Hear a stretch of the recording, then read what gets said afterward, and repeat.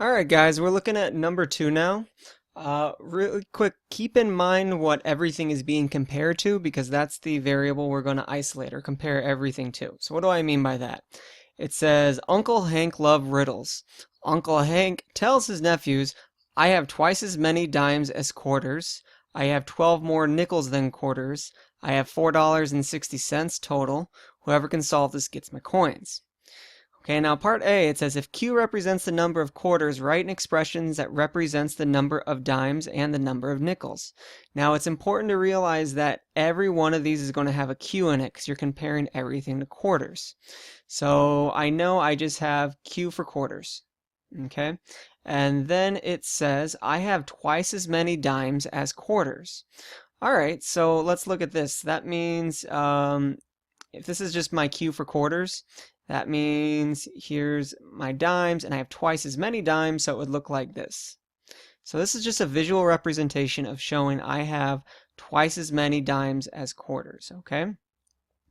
So that means I would need 2 quarters, or 2 times the amount of quarters I have, to equal the amount of dimes I have.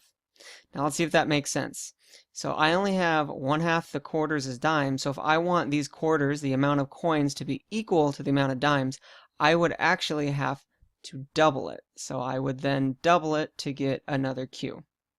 So that's why twice the amount of quarters equals the amount of dimes I have. Okay? So where it says number of dimes, I have 2 times the amount of quarters will equal the amount of dimes. Okay? So now let's look at quarters. I have 12 more nickels than quarters. Okay? So here's my nickels. That's going to be the equal to the amount of quarters I have plus 12 more. Because remember, if we just said I have 12 more nickels than quarters, well, if I have 5 quarters and I added 12 to that, that would be 17 nickels. I'm just plugging in 5 just as an example to show you, but that's the reason why that works. So the expression for nickels would be quarters plus 12 more would give me the amount of nickels I have. So to actually figure out the value of all these, we're going to look at this. Owen has a good start of writing an equation and for solving the riddle. Help Owen fill out the missing piece of the equation on the line below. All right. So what this is saying, if I take my amount of quarters and multiply it by 25 cents, plus my expression for dimes, plus my expression for nickels, I'm going to add it up and get $4.60.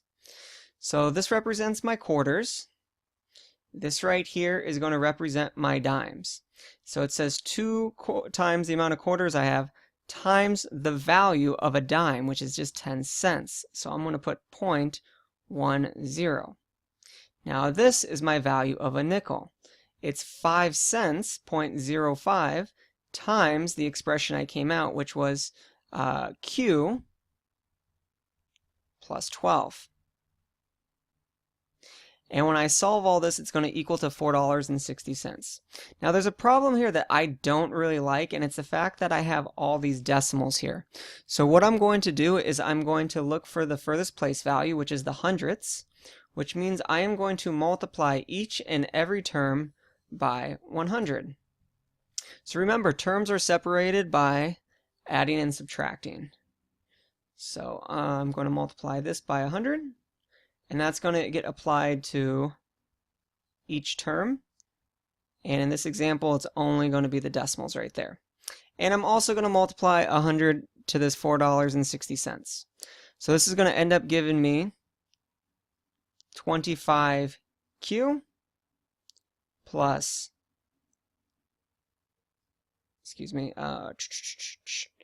10 times 2Q plus 5 times Q plus 12 equals 460. Now from here I can continue solving using the distributive property. So this stays 25Q. This turns into plus 20Q.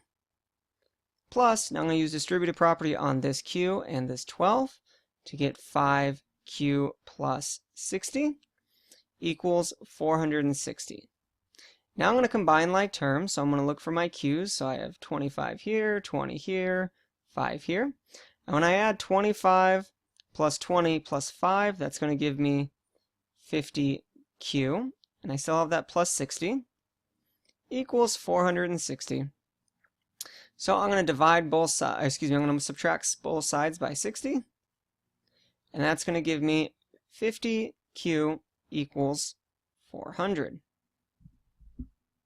So now I'm going to divide both sides by 50. These zeros cancel, these zeros cancel.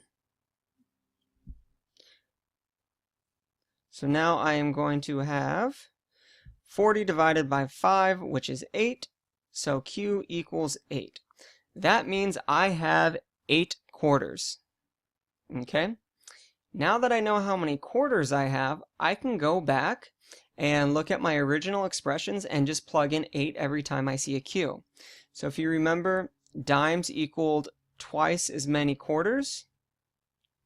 And here, nickels was how many ever quarters I had. I had 12 more to give me my total amount of nickels. So now I just plug those values in there. So I am going to have twice as many quarters, and I had 8, so that means I have 16 dimes. And then here I had 8 quarters, and I know I had 12 more nickels, which means I had a total of 20 nickels. And that's it.